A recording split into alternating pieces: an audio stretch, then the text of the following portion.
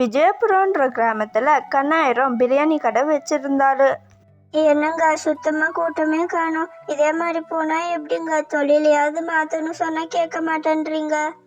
நம்ம எப்படிதாங்க குடும்பத்தை நடத்துறது? நான் கூட எதனா ஹெல்ப் பண்ற, வேற தொழில மாத்திடுங்க. என்னமோ பண்றது, எனக்கு இந்த பிரியாணி கடையை விட்டா வேற எந்த தொழிலையும் தெரியாது. முன்னெல்லாம் என் கடையை தலை மேல தூக்கி வச்சு ஆடின்னு இருந்தாங்க, இப்போ அப்படி பண்ண மாட்டேன்றாங்க.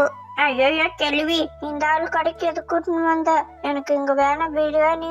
இன்னும் கொஞ்சம் தூரம் வா கேள்வி, பக்கத்து ஊர்ல பிரான் பிரியாணி கடை போட்டிருக்காங்க, அங்க போய் சாப்பிட்டு வருவோம்.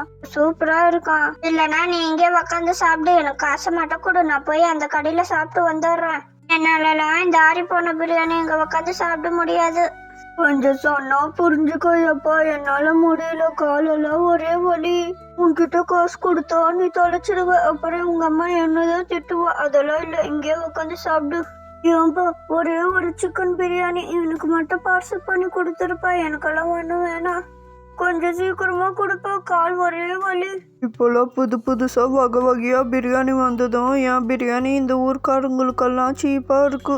முன்னாலும் என் பிரியாணி சாப்பிட்டுட்டு எப்படி எல்லாம் பேசின்னு இருப்பாங்க, ஆனா இப்போ யாரும் அப்படி இல்லை. காலமே மாறி போச்சு. நம்மளும் சிக்கன் பிரியாணி இல்லாம வேற எதனா புதுசா நாளைக்கு பிரியாணி கடையை வைப்போம். அடுத்த நாள் கண்ணாயிரமும் வாத்து பிரியாணி கடை வச்சாரு. அட, வாத்து பிரியாணி கடையாப்பா கண்ணாயிரம்? இது வரைக்கும் யாரும் இந்த மாதிரி கடையெல்லாம் வச்சது இல்லையே. அப்ப பார்த்தாலும் இந்த சிக்கன் பிரியாணி மட்டன் பிரியாணி இதே சாப்பிட்டு போர் அடிக்குது. புதுசா வாத்து பிரியாணியா? குடு எனக்கு ஒரு பிளேட்டு. எவ்வளோ? வெறும் குஸ்கானா 70 ரூபாய், பீஸோடு வேணும்னா 140 ரூபாய்க்கா. உங்களுக்கு என்ன வெறும் குஸ்காவா இல்லை பீஸோடு கொடுக்கட்டா? எப்பாடியோ, என்ன இவ்வளோ விலை சொல்றிய? வெறும் குஸ்கா சாப்பிட்றதுக்கா நான் வந்தேன்? புதுசா வாத்து சாப்பிடணும் தான் எனக்கு ஆசை. எனக்கு வாத்து பிரியாணியை கொடு, குஸ்கா வேணாம். அதுக்கப்புறம் கண்ணாயிர கடைக்கு கூட்டம் அதிகமா வர ஆரம்பிச்சாங்க. அந்த ஊர் முழுக்க கண்ணாயிரோட வாத்து பிரியாணி ரொம்பவும் ஃபேமஸ் ஆச்சு.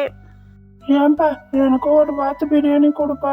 அங்க ஒருத்தர் ஒரு மூட்டையோட வந்து வாத்து பிரியாணி கொடுங்கன்னு கேட்டு உக்காந்து சாப்பிட்டு இருந்தாரு. அவரு சாப்பிட்டு முடிச்சதுக்கு அப்புறம் அந்த மூட்டையை அங்கேயே விட்டுட்டு போயிட்டாரு. அப்போ பரவாயில்ல, இன்னைக்கு கலெக்ஷன் ரொம்ப நல்லாவே வந்துச்சு. இந்த வாத்து பிரியாணியை வச்சு நம்ம ரொம்ப பெரிய பணக்காரராக ஆயிடணும். ஆமா, இன்னும் இங்கே ஒரு மூட்டை இருக்கு. ஓ, இதுக்கு முன்னாடி சாப்பிட்டு இருந்தாரு, அவர் விட்டு போயிட்டு இருக்காரு போல. ஐயோ, செம கணக்குது இந்த மூட்டை. சரி, இந்த மரத்துக்கீழே விட்டு போவோம், அவர் வந்தா எடுத்துன்னு போட்டோம். கடையை முடிச்சுட்டு கண்ணாயிரம் வீட்டுக்கு போனாரு. அப்பா என்ன வெயில் கொளுத்துன்னு கொளுத்துது. சரி, இந்த மரத்துக்கு கீழே உக்காருவோம். ஆமா, என்ன இந்த மூட்டை, இது உள்ள என்ன இருக்குன்னு தெரியலையே.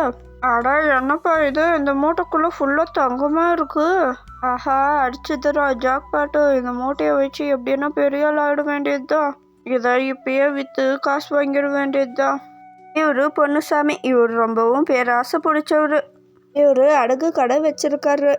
என்ன, இந்த மூட்டையில தங்கம்லாம் இருக்குண்ணே. எங்கள் அம்மாவுக்கு உடனடியாக ஆப்ரேஷன் பண்ணணும்னு சொல்லிட்டாங்கண்ணே. காசு ரொம்ப அர்ஜென்ட்டாக தேவைப்படுது. இந்த மூட்டையை வச்சுன்னு எனக்கு காசு கொடுங்கண்ணே. என்னப்பா இது, இந்த மூட்டை ஃபுல்லா தங்கம் இருக்கு, எப்படி உனக்கு இந்த தங்கம் எல்லாம் கிடைச்சது? ஏதோ ஒரு செயினோ வளையலோன்னா கூட பரவாயில்ல, இந்த மூட்டை ஃபுல்லா இருக்கு, எப்படிப்பா? ஏங்க, இந்த நகை வேணாங்க நமக்கு. இதுல ஏதோ பித்தலாட்ட வேலை இருக்கு. மூட்டை ஃபுல்லா நகை எடுத்துன்னு வந்து வைப்பானாங்க. இவனுக்கு அறிவு இருக்கா இல்லையா? என்னங்க இது? ஏய், உனக்கு என்ன தெரியும் பிஸ்னஸ் பத்தி? எல்லாம் எனக்கு தெரியும், நீ வாய மூடின்னு இரு. ஏதாவது ஒன்று பேசணுமேனு பேசின்னு இருக்காத. ஏன்பா, இந்த நகையெல்லாம் நான் எடுத்துக்கிறேன், ஆனால் கம்மி விலைக்கு தான் போகும். இது ஃபுல்லாகவே பழைய நகையாக இருக்கு. பழைய நகைலாம் இப்போ மார்க்கெட்டில் ஒழுங்காக போகிறதில்லப்பா, அதனால தான் கம்மி ரேட்டுக்கு தரேன். உனக்கு ஓகேவா? மூட்டை ஃபுல்லாக இருக்கே, கம்மி ரேட்டுக்கு தான் போகுமா? சரி, ஏதோ எங்கள் அம்மாவோட ஆப்ரேஷனும் சொல்கிறேன், பார்த்து போட்டு கொடுங்கய்யா.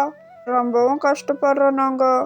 எனக்கும் கஷ்டம் புரியுதுப்பா, என்ன பண்ணுறது, இருக்கிறது தானே நானும் சொல்கிறேன். சரி, ஒரு 30,000 ரூபாய் தரேன். என்ன சொல்கிற, உனக்கு கட்டுப்படி ஆகுதா என்னன்னு பார்த்து சொல்லு. ஐயோ, என்னங்கய்யா இது, எங்கள் அம்மாவோட ஆப்ரேஷனுக்கே நான் 30,000 ரூபாய் தரணும். இன்னும் மாத்திரை மருந்து செலவெல்லாம் இருக்குல்ல, ஒரு 10,000 ரூபாய் எக்ஸ்ட்ரா போட்டு கொடுங்கய்யா. சரிப்பா, நீ சொன்ன மாதிரி நான் 10,000 ரூபாய் எக்ஸ்ட்ரா போட்டு கொடுக்குறேன். மொத்தம் 40,000 ரூபாய் தான். இதுக்கு மேலே 1 ரூபா கூட நான் ஏற்ற மாட்டேன். சரி, இந்த காசு. இன்னும் இந்த ஆளு சரியான வேகம் இருக்கானே, ஒரு சவரம்னா எவ்வளோக்கு வித்துன்னு இருக்கு. இவன் என்னோடனே ஒரு மூட்டை ஃபுல்லாக கொடுத்துட்டு வெறும் 40,000 ரூபாய் வாங்கின்னு போயின்னு இருக்கான். எப்படியோ நமக்கு லாபம், அது வரையும் சந்தோஷம்தான். பொன்னுசாமியும் மூட்டை ஃபுல்லாக நகை கிடைச்சதுன்னு ரொம்பவும் சந்தோஷமா இருந்தாரு. பொன்னுசாமியை பார்க்கறதுக்கு ஒரு போலீஸும் வந்தாரு. ஏன்பா, நீ தானே அந்த அடகு கடைக்காரர் பொன்னுசாமி? ஒரு 2 வாரத்துக்கு முன்னாடி ஒரு மூட்டை ஃபுல்லாக நகை வாங்கினியாமே, அது நீ தானே? என்ன மூட்டை, என்ன நகை, எதை பற்றி பேசுறீங்க? எனக்கு ஒன்றும் புரியலையே. நான்லாம் அந்த மாதிரி இல்லை. என்ன எதுக்கு கேட்குறீங்க? எனக்கு தெரியாது.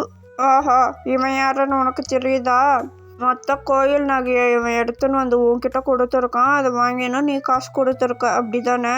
நாங்களே தரன்னு அடிச்சு இழுத்துன்னு போகிறதுக்கு முன்னாடி நீ ஏன் வந்துட்டீன்னா உனக்கு நல்லது. ஒழுங்கா மான மரியாதை காப்பாத்தினா நீ ஏன் வந்துருப்பா?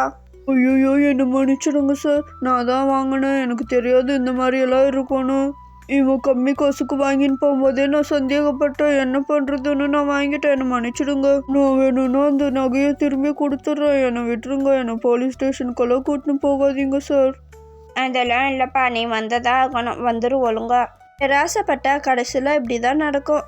கண்ணாயிரம் அந்த வாத்து பிரியாணியை எவ்வளோக்கு விற்றாருன்னு உங்களுக்கு தெரிஞ்சால் கமெண்ட்டில் சொல்லுங்கள் ஃப்ரெண்ட்ஸ். இதே மாதிரியே அடுத்த வீடியோவில் பார்ப்போம். பை.